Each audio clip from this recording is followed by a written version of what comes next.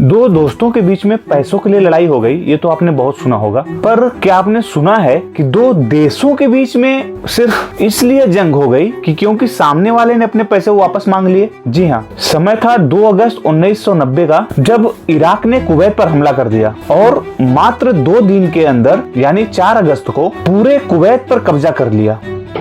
On the morning of August 2nd, thousands of people in Kuwait City woke up to war. Stay away from the window. By mid-morning, thousands of troops had swarmed into the capital. Most had driven the 80 miles from the Iraqi border in a push that began at 2 a.m. Commando units also moved in by air. और पूरे 7 महीने तक Kuwait पर कब्जा करके बैठा रहा और वहीं से तानाशाही चलाता रहा। नमस्कार दोस्तों, अगर आप चैनल पर नए हैं तो कृपया चैनल को सब्सक्राइब कर लें और वीडियो को लाइक करें। चलिए आगे बढ़ते हैं। आज इस वीडियो में हम बात करने वाले हैं इराक का कुवैत के ऊपर कब्जा। बात है 1980 के दशक की, जब ईरानी क्रांति आई और जिसके चलते ईरान और इराक के बीच में जंग शुरू हो गई। दोनों देशों में जंग चलते हुए 2 साल हो गए थे और दोनों तरफ जान और माल का काफी नुकसान हो रहा था, जिसकी वजह से दोनों के ऊपर कंगाली का भी असर देखने को मिल रहा था। 1982 तक इन दोनों देशों के बीच में कुवैत न्यूट्रल रहा और दोनों देशों के बीच सीज फायर कराने की लगातार कोशिश करता रहा। लेकिन जब इराक और ईरान में सीज फायर पर बात नहीं बनी तो 1982 में कुवैत और दूसरे खाड़ी देशों के साथ मिलकर ईरानी रेवोल्यूशन को रोकने के लिए इराक की मदद करने के लिए आगे आए और जिसकी वजह से 1982 और 83 के दरमियान कुवैत ने इराक को $14 बिलियन का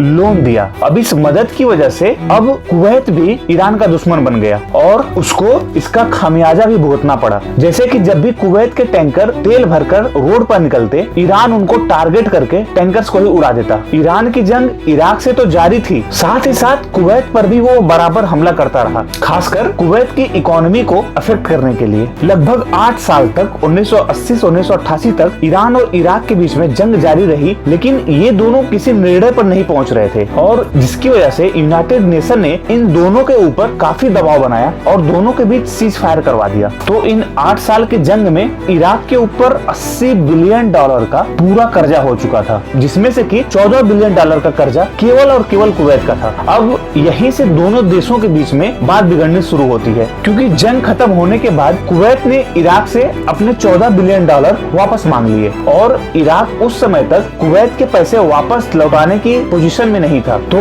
ईरान के प्रधानमंत्री सद्दाम हुसैन ने बोला कि ये सिर्फ इराक की जंग नहीं थी, ये कुवैत की भी जंग थी और इराक ने अकेले ही खाड़ी देशों के हिस्से की लड़ाई लड़ी है, तो जिसकी वजह से ये पैसे वापस नहीं कर पाऊंगा और सारा कर्जा माफ कर दो। अब ये बात कुवैत को पसंद नहीं आई, जिसकी वजह से कई बार यानी 1989 तक दोनों देशों के लीडर्स के बीच काफी मीटिंग हुई, पर बात नहीं बनी। सद्दाम हुसैन पैसे लौटाने के लिए तैयार ही नहीं हुआ। इन सब के बीच 1988 में एक और मीटिंग चल रही थी ओपेक के बीच। ओपेक यानी कि organisation of petroleum exporting countries. उस समय ओपेक में 5 देश हिस्सेदार थे, Iran, Iraq, Kuwait, Saudi Arabia और वेनेजुएला। ये 5 देश मिलकर पूरे विश्व का 53% ऑयल एक्सपोर्ट करते थे और ये जो ओपेक ऑर्गेनाइजेशन था यही डिसाइड करता था इन 5 देशों में से कौन सा देश कितना ऑयल का प्रोडक्शन करेगा अपने यहाँ। तो ये जो ओपेक के बीच मीटिंग चल रही थी इराक से, इराक जो कि इतनी कंगाली में आ चुका था, वो चाहता था कि ओपेक के सारे देश अपना ऑयल का प्रोडक्शन कम कर दें और ऑयल का प्राइस बढ़ा दें, जिससे कि मार्केट में ऑयल की डिमांड भी बढ़ेगी। तो फिर ये लोग अपना रेट बढ़ा देंगे, जिससे कि बहुत जल्द से जल्द इराक अपने $80 बिलियन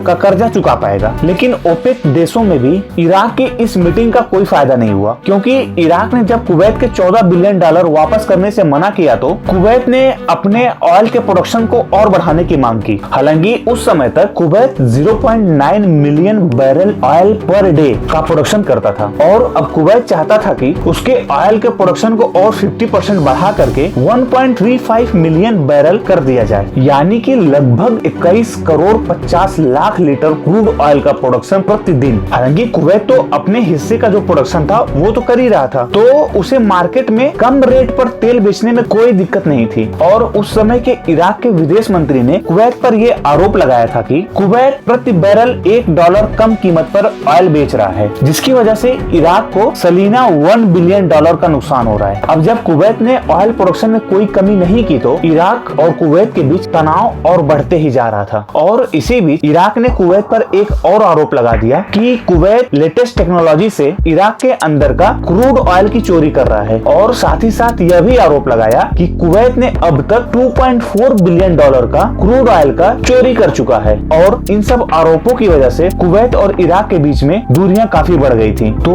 अब सद्दाम हुसैन पूरी तरह से मन बना चुका था कुवैत के ऊपर हमला करने का और उसको अपने अंडर में लेने का, क्योंकि कहीं न कहीं इराक भी ये मानता था कि 1913 से पहले कुवैत इराक का हिस्सा था। बाद में ब्रिटिश सरकार ने इसे एक अलग देश बनाया। अब धीरे धीरे सद्दाम हुसैन इराक और कुवैत बॉर्डर पर अपने सैनिकों की तैनाती को बढ़ाना शुरू कर दिया और 25 जुलाई 1990 के आसपास सद्दाम हुसैन पूरी तरह से तैयार हो गया था कुवैत के ऊपर हमला करने के लिए, क्योंकि इस बीच इराकी गवर्नमेंट और अमेरिकी गवर्नमेंट इन दोनों के बीच में भी मीटिंग हो रही थी। और अमेरिकी गवर्नमेंट के बातों से सद्दाम हुसैन कहीं न कहीं यह निश्चिंत हो गया था कि अगर इराक कुवैत के ऊपर हमला करेगा तो अमेरिका इराक के ऊपर हमला नहीं करेगा। सद्दाम हुसैन कैसे निश्चिंत हो गया ये हम आपको आगे बताएंगे। 25 जुलाई के एक हफ्ते बाद यानी कि 2 अगस्त 1990 को दोपहर के 2 बजे इराक ने 4 elite Iraqi Republican guard division और एक फुल डिवीजन स्पेशल यूनिट के साथ कुवैत के ऊपर हमला कर दिया।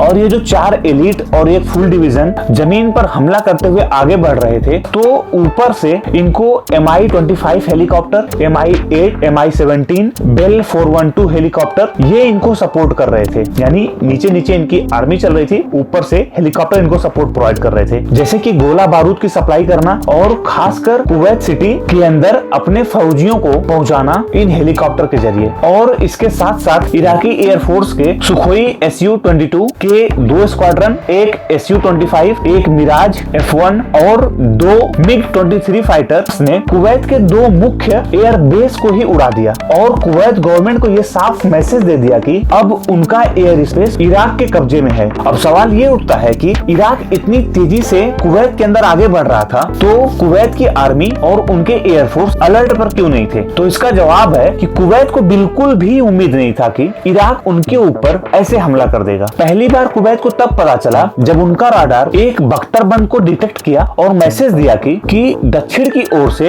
एक बख्तरबंद उत्तर की ओर बढ़ रहा है। उसके बाद कुवैत के थल, जल और वायु सेना ने इराक के टैंकर्स के ऊपर हमले किए। इराक के टैंकर्स के ऊपर हमला तो किया, लेकिन इनकी संख्या इतनी कम थी कि ये इराक को रोक ही नहीं पाए। अब इराक की सेना इतनी तेजी से आगे बढ़ रही थी कि कुवैत गवर्नमेंट को समझने का या सोचने का मौका ही नहीं मिला कि क्या किया जाए। तो कुवैत गवर्नमेंट ने आनन फानन में ये फैसला लिया कि कुवैत की मेन फोर्स को सऊदी के अंदर सुरक्षित भेज देते हैं, उसके बाद फिर रणनीति बनाकर लड़ेंगे। तो अब कुवैत एयरफोर्स 2 टुकड़ों में बढ़ चुकी थी। एक वो जो इराक से जंग लड़ रहे थे, दूसरे कुवैत के राजा यानी कुवैत के अमीर और उनके पैलेस को बचाने में लगी थी। कुवैत के राजा जहाँ रहते हैं उसको दासमन पैलेस कहते हैं। तो इराकी सेना अब पूरी तरीके से कुवैत के दासमन पैलेस पर हमला कर रही थी और उसको मुंहतोड़ जवाब दे रहे थे कुवैत की पुलिस और चीफ्टेन टैंक। काफी हद तक ये इराकी एयरफोर्स को रोकने में तो कामयाब रहे, लेकिन इराकी मरीन द्वारा अटैक में दासमन पैलेस पूरी तरह से ध्वस्त हो गया। हालांकि कुवैत के राजा,